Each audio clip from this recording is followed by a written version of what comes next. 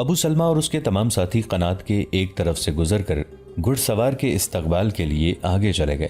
فاصلہ تھوڑا رہ گیا تو ابن داؤد نے اس کا نام لے کر پکارا۔ اس کا نام موسیٰ تھا۔ اس نے ایڑ لگا کر گھوڑا دوڑا دیا اور ان لوگوں کے قریب آ کر یکلخت روکا تو یوں لگا جیسے گھوڑا گر پڑے گا۔ موسیٰ گھوڑے سے کود کر اترا۔ زبردست خبر لایا ہوں، موسیٰ نے کہا۔ ابو بکر مر گیا ہے، مسلمانوں کا پہلا خلیفہ۔ قریب آ کر موسیٰ نے سب کے ساتھ مصافحہ کیا اور یہ لوگ اسے قنات کے اندر لے آئے جہاں کھانا رکھا جا چکا تھا۔ اگلا خلیفہ عمر بن خطاب تو نہیں بن گیا؟ اسحاق نے پوچھا۔ تو اور کون بنتا؟ موسیٰ نے کہا۔ ابو بکر نے وفات سے پہلے وصیت کی تھی کہ اس کا جانشین عمر ابن الخطاب ہوگا۔ یہ بہت برا ہوا، ابو سلمہ نے کہا۔ بڑا ہی ظالم انسان ہے، بنی اسرائیل کا تو نام ہی نہیں سننا چاہتا۔ ابو بکر کب فوت ہوا؟ پرسوں شام غروب آفتاب کے وقت، موسیٰ نے جواب دیا۔ میں کل ہی آ جاتا، لیکن یہ دیکھنے کے لیے رک گیا تھا کہ اگلا خلیفہ کون ہوگا اور کتنے لوگ اس کے ہاتھ پر بیعت کریں گے اور کون بیعت کرنے سے گریز کرے گا۔ رسول اللہ صلی اللہ علیہ وآلہ وسلم کے وصال کے بعد خلیفہ ابو بکر صدیق رضی اللہ عنہ کی وفات مسلمانوں کے لیے دوسرا بڑا صدمہ تھا۔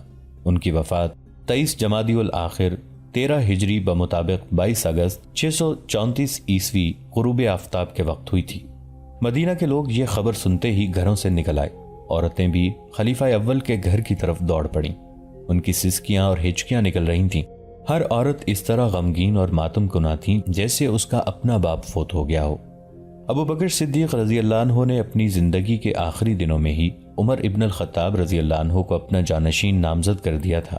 عمر رضی اللہ عنہ نے اس نامزدگی کو قبول کرنے سے ہچکچاہٹ کا اظہار کیا تھا، لیکن ابو بکر رضی اللہ عنہ نے صاف الفاظ میں کہا تھا کہ عمر کے بغیر ان حالات پر جن میں سلطنت اسلامیہ گھری ہوئی ہے قابو پانے کی صلاحیت کسی میں نہیں۔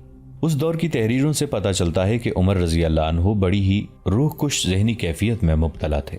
ایک تو ابو بکر صدیق رضی اللہ عنہ جیسا بزرگ اور مدبر ساتھی رخصت ہو گیا تھا، اور اس کے ساتھ یہ مسئلہ کہ ان کے یہ ساتھی اپنی تمام تر ذمہ داریوں کا بوجھ ان کے کاندھوں پر ڈال گئے تھے۔ حضرت عمر رضی اللہ عنہ نے ابو بکر رضی اللہ عنہ کے جنازے کے پاس کھڑے ہو کر یہ ماتمی کلمات کہے تھے۔ اے خلیفہ رسول، آپ نے قوم کو کس مشکل میں ڈال دیا ہے، آپ اسے بہت بڑی مصیبت میں چھوڑ چلے ہیں۔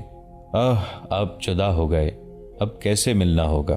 ابو بکر رضی اللہ عنہ نے خلافت کے لیے عمر رضی اللہ عنہ کی نامزدگی اپنے طور پر ہی نہیں کر ڈالی تھی، ذاتی طور پر رسول اکرم صلی اللہ علیہ وآلہ وسلم نے بھی کبھی فیصلہ نہیں دیا تھا۔ جس طرح حضور صلی اللہ علیہ وآلہ وسلم اپنے ساتھیوں سے مشورہ کیا کرتے تھے، اسی طرح ابو بکر رضی اللہ عنہ نے بھی وصیت لکھواتے وقت مشورے لیے تھے۔ سب سے پہلے انہوں نے عبد الرحمن بن عوف رضی اللہ عنہ سے پوچھا تھا کہ عمر رضی اللہ عنہ کے متعلق ان کی کیا رائے ہے۔ خدا کی قسم، عبد الرحمن بن عوف رضی اللہ عنہ نے کہا تھا، عمر رضی اللہ عنہ کے متعلق آپ کی جو رائے ہے وہ اس سے بہتر ہے، لیکن ان کے مزاج میں سختی ہے۔ میں جانتا ہوں، ابو بکر رضی اللہ عنہ نے کہا تھا، اس کے مزاج میں سختی اس لیے ہے کہ میرا مزاج بہت نرم تھا۔ جب عمر رضی اللہ عنہ پہ ذمہ داری آ پڑے گی تو وہ اپنے مزاج میں اس کے مطابق خود ہی تبدیلیاں کر لیں گے۔ اور ابو محمد، میں نے عمر کو بہت قریب سے جانچا اور پرکھا ہے۔ میں نے ہمیشہ دیکھا کہ جب میں غصے میں ہوتا تو وہ میرا غصہ ٹھنڈا کرنے کی کوشش کرتا تھا، اور جب میں کسی معاملے میں نرمی برتنے لگتا تو عمر مجھے سختی کا مشورہ دیتا تھا۔ اس کے بعد ابو بکر رضی اللہ عنہ نے عثمان غنی رضی اللہ عنہ کو بلایا اور ان سے عمر رضی اللہ عنہ کے متعلق پوچھا۔ ہم سب سے بہتر جاننے والا اللہ ہے۔ عثمان غنی رضی اللہ عنہ نے اپنی رائے ان الفاظ میں دی، میری رائے یہ ہے کہ ان کا باطل ان کے ظاہر سے کہیں بہتر ہے اور ہم میں ان جیسا کوئی نہیں۔ اس کے بعد ابو بکر رضی اللہ عنہ نے سعید بن زید رضی اللہ عنہ، اسید بن حضیر اور کئی اور مہاجرین اور انصار سے عمر رضی اللہ عنہ کے متعلق پوچھا، اور انہیں یہ بھی بتایا کہ وہ عمر رضی اللہ عنہ کو اپنا جانشین نامزد کر رہے ہیں۔ میرا فیصلہ کس حد تک صحیح ہے؟ انہوں نے ان لوگوں سے پوچھا۔ ان سب نے فردن فردن جو آراء دیں وہ تقریباً ایک جیسی تھیں، جن کا لب لباب یہ تھا کہ عمر رضی اللہ عنہ کا مزاج اتنا سخت اور درشت ہے کہ وہ خلیفہ بن گئے تو مسلمانوں میں انتشار اور افتراق کا خطرہ پیدا ہو جائے گا۔ تاریخ کے مطابق طلحہ رضی اللہ عنہ ان سب کی نمائندگی میں ابو بکر رضی اللہ عنہ کے پاس گئے تھے۔ خلیفۃ الرسول طلحہ رضی اللہ عنہ نے ابو بکر رضی اللہ عنہ سے کہا، جب اللہ آپ سے یہ پوچھے گا کہ رعیت کو کس حال میں کس کے حوالے کر کے آئے ہو تو آپ کیا جواب دیں گے؟ عمر کو آپ اپنا جانشین مقرر کر رہے ہیں، کیا آپ نے کبھی دیکھا نہیں کہ وہ لوگوں کے ساتھ کیسا سلوک کرتا ہے؟ سوچ لیں، جب قوم عمر کے ساتھ براہ راست واسطہ پڑے گا تو اللہ آپ سے جواب مانگے گا۔ ابو بکر رضی اللہ عنہ کی عمر 62 برس سے اوپر ہو گئی تھی اور وہ علیل تھے، قریب المرگ تھے۔ ان کے جسم میں اتنی سکت نہیں رہی تھی کہ اپنی طاقت سے اٹھ کر بیٹھ جاتے۔ مورخ لکھتے ہیں کہ ابو بکر رضی اللہ عنہ طلحہ رضی اللہ عنہ کی رائے سن کر غصے سے کانپنے لگے، حالانکہ ان کے مزاج میں غصہ نہ ہونے کے برابر تھا۔ اتنا شدید غصہ آ جانا ثبوت تھا کہ وہ عمر رضی اللہ عنہ کو ہی مدبر اور دانشمند سمجھتے تھے۔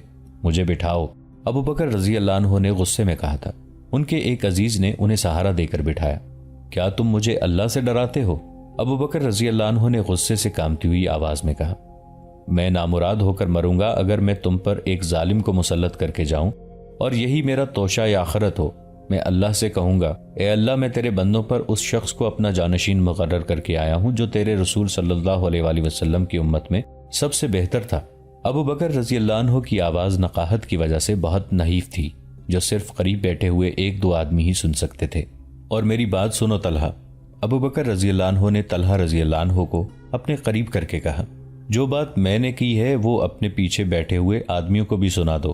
طلحہ رضی اللہ عنہ نے خلیفہ کے حکم کی تعمیل کی اور ابو بکر رضی اللہ عنہ پھر لیٹ گئے۔ مسند تاریخوں میں آیا ہے کہ ابو بکر رضی اللہ عنہ اس رات سو نہ سکے۔ یہ صورتحال انہیں پریشان کر رہی تھی کہ امت رسول میں عمر رضی اللہ عنہ کی خلافت پر اختلاف پایا جاتا ہے۔ الصبح عبد الرحمن بن عوف رضی اللہ عنہ ان کی عیادت کو آئے تو گھر والوں نے انہیں بتایا کہ ابو بکر رضی اللہ عنہ نے رات آنکھوں میں کاٹ دی ہے۔ خلیفۃ الرسول عبد الرحمن بن عوف رضی اللہ عنہ نے پوچھا، رات سو نہ سکنے کا باعث کیا تھا؟ طلحہ اور دوسرے لوگوں کی باتوں نے مجھے بہت دکھ دیا ہے۔ ابو بکر رضی اللہ عنہ نے کہا، میں نے اپنی عقل اور دانش کے مطابق خلافت کی ذمہ داری اس شخص کو سونپنی چاہی تھی جو تم سب میں ہر لحاظ سے بہتر ہے، اور تم لوگ میرے اس فیصلے کو قبول نہیں کر رہے۔ کیا تم یہ چاہتے ہو کہ یہ نازک ذمہ داری کسی اور کے سپرد کر دوں، یہ جانتے ہوئے کہ اس سے بہتر آدمی موجود نہیں؟ اللہ آپ پر رحم کرے خلیفۃ الرسول۔ عبد الرحمن بن عوف رضی اللہ عنہ نے کہا، اپنے دل پر اس طرح بوجھ نہ ڈالیں، اس سے تو آپ کی بیماری اور بڑھے گی۔ میں جانتا ہوں کہ رائے دینے والے لوگ دو فریقوں میں بٹ گئے ہیں۔ ایک گروہ وہ ہے جو آپ کے فیصلے کو دل و جان سے قبول کرتا ہے اور وہ آپ کا ہی ساتھ دے گا، دوسرا گروہ وہ ہے جو آپ کی رائے سے اختلاف رکھتا ہے۔ مجھے افسوس ہے کہ اس دوسرے فریق کی قیادت وہ شخص کر رہا ہے جو آپ کا مشیر ہے اور آپ کا دوست بھی ہے۔ ہم سب کو پورا اعتماد ہے کہ آپ کا فیصلہ نیک نیتی پر مبنی ہے اور آپ کا مقصود امت کی فلاح و بہبود اور اصلاح و ہدایت کے سوا کچھ نہیں۔ ابو بکر رضی اللہ عنہ کے لیے ایک عجیب صورتحال پیدا ہو گئی تھی۔ وہ اپنا فیصلہ ٹھونس بھی سکتے تھے، لیکن ان کی نظر اس وقت پر تھی جس کا آغاز ان کی وفات کے بعد ہونا تھا۔ انہوں نے عام لوگوں سے مشورہ لینے کا فیصلہ کر لیا۔ ان کا مکان مسجد سے ملحق تھا۔ اتنی نقاہت کے باوجود بالا خانے گئے جس کی ایک کھڑکی مسجد کی طرف کھلتی تھی۔ مسجد میں نمازی ظہر کی نماز کے بعد موجود رہے۔ انہیں بتا دیا گیا تھا کہ خلیفہ ان کے ساتھ کوئی بات کرنا چاہتے ہیں۔ نماز کے بعد ابو بکر رضی اللہ عنہ کھڑکی کے سامنے آئے۔ لوگوں نے اوپر دیکھا۔ کیا تم اس شخص کو پسند کرو گے جس کو میں جانشین مقرر کروں؟ ابو بکر رضی اللہ عنہ نے پوچھا۔ ہم وہ پسند کریں گے جو آپ کریں گے۔ نمازیوں میں سے کئی ایک کی آوازیں سنائی دیں۔ خدا کی قسم، ابو بکر رضی اللہ عنہ نے کہا، میں نے بہت ہی غور و فکر کے بعد یہ فیصلہ کیا ہے کہ میرے بعد خلافت کی ذمہ داری عمر بن خطاب رضی اللہ عنہ سنبھالیں گے۔ میں نے یہ عظیم منصب اپنے کسی قریبی رشتہ دار کو نہیں دیا۔ میں جو کہہ رہا ہوں وہ غور سے سنو اور اس فیصلے کو قبول کرو کہ میرا جانشین عمر بن خطاب ہوگا۔ تقریباً تمام آدمیوں کی آواز سنائی دی۔ ہم نے خلیفۃ الرسول کا کہنا سن لیا اور مان لیا ہے۔ ابو بکر رضی اللہ عنہ کی بوڑھی آنکھوں میں آنسو آ گئے۔ انہوں نے دونوں ہاتھ آسمان کی طرف اٹھائے۔ اے اللہ! ابو بکر رضی اللہ عنہ نے لرزتی کانپتی آواز میں کہا، میں نے عمر کا انتخاب تیرے رسول کی امت کی بہتری کے لیے کیا ہے اور اس اندیشے سے کہ ان میں اختلافات کے باعث فساد نہ ہو جائے۔ میں نے تیری ذات پر اعتماد کرتے ہوئے فیصلہ کیا ہے، اور اے اللہ، دلوں کا حال تو ہی بہتر جانتا ہے۔ میں نے ایک طاقتور شخص کو جانشین مقرر کیا ہے، اور جو سخت مزاج اس لیے ہے کہ وہ صداقت پسند اور راست رو ہے اور مسلمانوں کی راست روی کا خواہش مند ہے۔ مورخ لکھتے ہیں کہ ابو بکر رضی اللہ عنہ کی یہ دعا سن کر مسجد میں جو لوگ دل میں اختلاف لیے چپ بیٹھے تھے وہ بھی پکار اٹھے کہ ہمیں عمر رضی اللہ عنہ کی خلافت قبول ہے۔ کھڑکی میں کھڑے ابو بکر رضی اللہ عنہ کا جسم ڈول رہا تھا۔ انہیں سہارا دے کر نیچے لے گئے۔ ان میں اب بولنے کی سکت بھی نہیں تھی، لیکن بستر پر جاتے ہی انہوں نے کہا کہ عمر کو بلاؤ۔ عمر رضی اللہ عنہ آ گئے۔ عمر، ابو بکر رضی اللہ عنہ نے کہا کیا تم نے میری وصیت سن لی ہے؟ سن لی ہے خلیفۃ الرسول۔ عمر رضی اللہ عنہ نے کہا میں اس قابل تو نہ تھا، لیکن یہ میرا انتخاب اور میرا فیصلہ ہے عمر۔ ابو بکر رضی اللہ عنہ نے جھنجھلا کر کہا لوگ تمہارے حق میں بھی ہیں اور تمہارے خلاف بھی ہیں، لیکن میں نے اللہ کی رہنمائی حاصل کر کے یہ ذمہ داری تمہارے کندھوں پر رکھی ہے، اب میں اس کے خلاف کوئی دوسری بات سننے کے لیے تیار نہیں، مجھے آپ کا فیصلہ قبول ہے۔ عمر رضی اللہ عنہ نے کہا امت پر یہ دن بڑی مشکل کے دن تھے۔ ادھر عراق اور شام میں رومیوں کے خلاف جنگ جاری تھی، جس میں مسلمانوں کی پوزیشن کچھ کمزور ہو گئی تھی، صورتحال پسپائی والی نظر آ رہی تھی۔ ابو بکر رضی اللہ عنہ نے خالد بن ولید رضی اللہ عنہ کو عراق کے محاذ سے ہٹا کر شام کے محاذ پر بھیج دیا تھا، پھر بھی کوئی اچھی خبر سننے میں نہیں آ رہی تھی۔ خالد بن ولید رضی اللہ عنہ کے چلے جانے سے عراق کا محاذ کمزور پڑ گیا تھا۔ خلیفۃ الرسول سوچ بھی نہیں سکتے تھے کہ ان محاذوں سے اپنے لشکر واپس بلا لیے جائیں یا ذرا پیچھے ہٹا لیے جائیں۔ عمر، ابو بکر رضی اللہ عنہ نے کہا لگتا ہے جیسے میں آج ہی دنیا سے رخصت ہو جاؤں گا، میں جو کہتا ہوں اسے غور سے سنو اور میرے بعد اس پر عمل کرنا۔ اگر میں آج ہی مر جاؤں تو غروب آفتاب سے پہلے پہلے مسنا بن حارثہ کو کچھ لشکر دے کر عراق اور شام کے محاذ کو بھجوا دینا، اور اگر رات ہو جائے تو صبح پہلا کام یہی کرنا کہ مسنا کو روانہ کر دینا، اور اگر شام کے محاذ پر خالد کو فتح حاصل ہو جائے تو اسے واپس عراق کے محاذ پر بھیج دینا۔ ابو بکر رضی اللہ عنہ نے عمر رضی اللہ عنہ کو اور بھی بہت سی ہدایات دیں جو عمر رضی اللہ عنہ خاموشی سے سنتے رہے۔ عمر رضی اللہ عنہ کے ذہن پر دراصل بوجھ یہ تھا کہ خلافت کی ذمہ داری بہت بڑی ذمہ داری تھی اور انہوں نے خود کبھی بھی اس کی خواہش نہیں کی تھی۔ اسی شام خلیفہ اول ابو بکر صدیق رضی اللہ عنہ رحلت فرما گئے۔ رات کی تاریکی گہری ہو چکی تھی جب میت کو آخری غسل دیا گیا۔ جس تختے پر رسول اکرم صلی اللہ علیہ وآلہ وسلم کا جسد مبارک مسجد نبوی میں لے جایا گیا تھا، اسی تختے پر ابو بکر رضی اللہ عنہ کی میت مسجد نبوی میں لے جائی گئی اور انہیں رسول اکرم صلی اللہ علیہ وآلہ وسلم کے پہلو میں دفن کیا گیا۔ تاریخوں کے مطابق عمر رضی اللہ عنہ نے ساری رات سوچوں اور خیالوں سے الجھتے گزار دی۔ ایک اضطراب تو یہ تھا کہ صبح لوگ بیعت کے لیے آئیں گے تو کیا تمام لوگ بیعت کر لیں گے؟ صبح عمر رضی اللہ عنہ مسجد نبوی میں گئے۔ یہ دیکھ کر کہ لوگ بیعت کے لیے ہجوم کر کے آ گئے ہیں، ان کا گزشتہ رات والا اضطراب ختم ہو گیا۔ بیعت میں ممکنہ اختلافات کا خطرہ عمر رضی اللہ عنہ محسوس نہیں کر رہے تھے کہ خلیفہ بنیں گے یا نہیں، بلکہ اصل اندیشہ جو انہیں پریشان کر رہا تھا وہ یہ تھا کہ یہ اختلاف پھیل گیا تو امت میں انتشار اور افتراق پیدا ہو جائے گا، جو اسلام کے نہ صرف فروغ کے لیے نقصان دہ ہوگا بلکہ اسلام کی بقا بھی خطرے میں پڑ جائے گی۔ لوگ جوک در جوک آگے بڑھے اور عمر رضی اللہ عنہ کے ہاتھ پر بیعت کرنے لگے۔ ظہر کی نماز تک یہ سلسلہ جاری رہا۔ ظہر کی اذان ہوئی، عمر رضی اللہ عنہ نے امامت کے فرائض ادا کیے۔ نماز کے بعد عمر رضی اللہ عنہ ممبر پر کھڑے ہوئے۔ وہ ممبر کی اس سیڑھی پر کھڑے تھے جس پر کھڑے ہو کر ابو بکر رضی اللہ عنہ خطبہ دیا کرتے تھے۔ لوگوں نے دیکھا کہ عمر رضی اللہ عنہ اس سیڑھی سے ایک سیڑھی نیچے آ گئے۔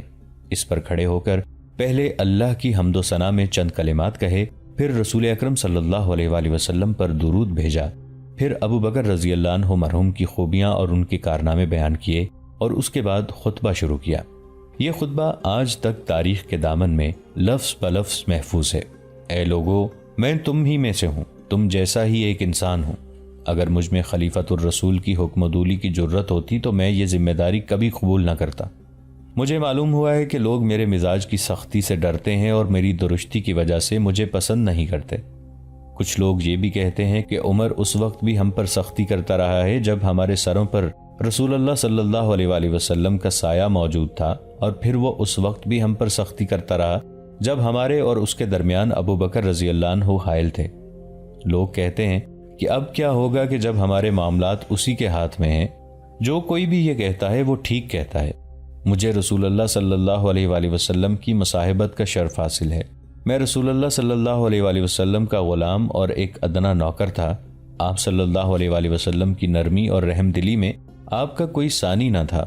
آپ اللہ کے فرمان کے مطابق مومنین کے لیے راحت اور رحمت کا سرچشمہ تھے۔ بارگاہ رسالت میں میری حیثیت ایک برہنہ شمشیر کی سی تھی۔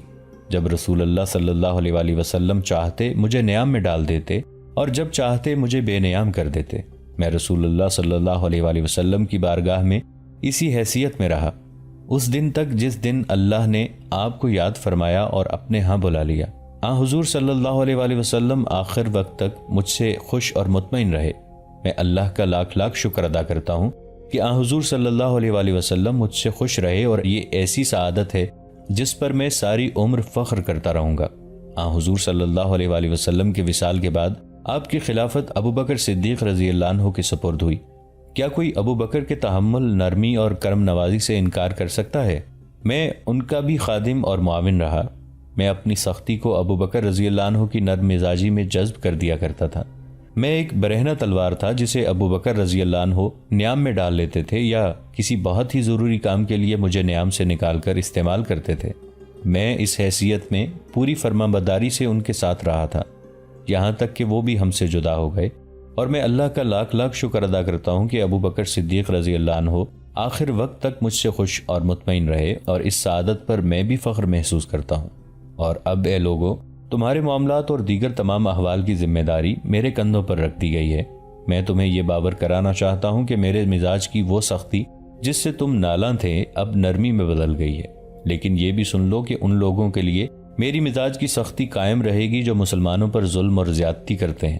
جہاں تک ان لوگوں کا تعلق ہے جو امن و امان سے رہتے ہیں اور جرت ایمانی رکھتے ہیں، ان کے لیے میں بہت زیادہ نرم ہوں، اور اگر کوئی کسی پر ظلم کرے گا تو میں اس وقت تک اسے نہیں چھوڑوں گا جب تک اس کا ایک رخسار زمین پر نہ ٹکا دوں اور دوسرے رخسار پر اپنا پاؤں نہ رکھ دوں، تاآن کہ وہ حق کے آگے ہتھیار ڈال دے۔ لیکن اس قدر سختی کے باوجود اہل عفاف اور اہل کفاف کے لیے میں اپنا رخسار خود زمین پر رکھ دوں گا۔ اے لوگو، مجھ پر جو تمہارے حقوق ہیں وہ مجھ سے لو، میں یہ حقوق بیان کر دیتا ہوں۔ مجھ پر تمہارا ایک حق یہ ہے کہ تمہارے خراج اور اس غنیمت میں سے جو اللہ تمہیں عطا کرے گا میں کوئی چیز ناحق نہیں لوں گا۔ مجھ پر تمہارا یہ حق ہے کہ جب تم میں سے کوئی میرے پاس آئے تو مجھ سے اپنا حق وصول کر کے جائے۔ مجھ پر تمہارا یہ حق ہے کہ تمہارے عطیات اور وظائف میں اضافہ کروں اور تمہاری سرحدوں کو اتنا مستحکم کر دوں کہ دین کے دشمن ادھر کا رخ نہ کر سکیں۔ اور مجھ پر تمہارا یہ حق ہے کہ تمہیں ہلاکت میں نہ ڈالوں اور محاذ سے تمہیں گھر واپس آنے سے نہ روکے رکھوں، اور جب تم کسی محاذ پر لڑنے کے لیے جاؤ تو ایک باپ کی طرح تمہارے اہل و عیال کی دیکھ بھال کروں۔ اے اللہ کے بندو، اللہ سے ڈرو، میرے ساتھ عفو درگزر کا رویہ اختیار کرو اور میرے ساتھ تعاون کرو، امر بالمعروف اور نہی عن المنکر میں میری مدد کرو، اور جو تمہاری خدمات اللہ نے میرے سپرد کی ہیں ان کے متعلق مجھے نصیحت کرو۔ میں تم سے یہ بات کہہ رہا ہوں اور اپنے اور تمہارے لیے اللہ سے مغفرت طلب کر رہا ہوں۔ ایک روایت یہ بھی ہے کہ عمر رضی اللہ عنہ نے یہ خطبہ نماز سے پہلے دیا تھا اور اس کے بعد نماز پڑھائی تھی۔ بہرحال لوگوں کے دلوں میں عمر رضی اللہ عنہ کی مزاجی سختی اور درستی کا جو خوف سا بیٹھا ہوا تھا وہ بالکل اتر گیا۔ دوستو، آج کے لیے اتنا ہی۔ اسی کہانی کی اگلی قسط کے ساتھ بہت جلد حاضر ہوں گے۔ نیچے کامنٹ سیکشن میں اپنی رائے کا اظہار ضرور کیجیے گا۔ ہمارے اس چینل کو سبسکرائب کر کے نیچے موجود بیل آئیکن کو بھی ضرور کلک کیجیے گا۔ اگلی ملاقات تک کے لیے ہمارا اور آپ کا اللہ نگہبان۔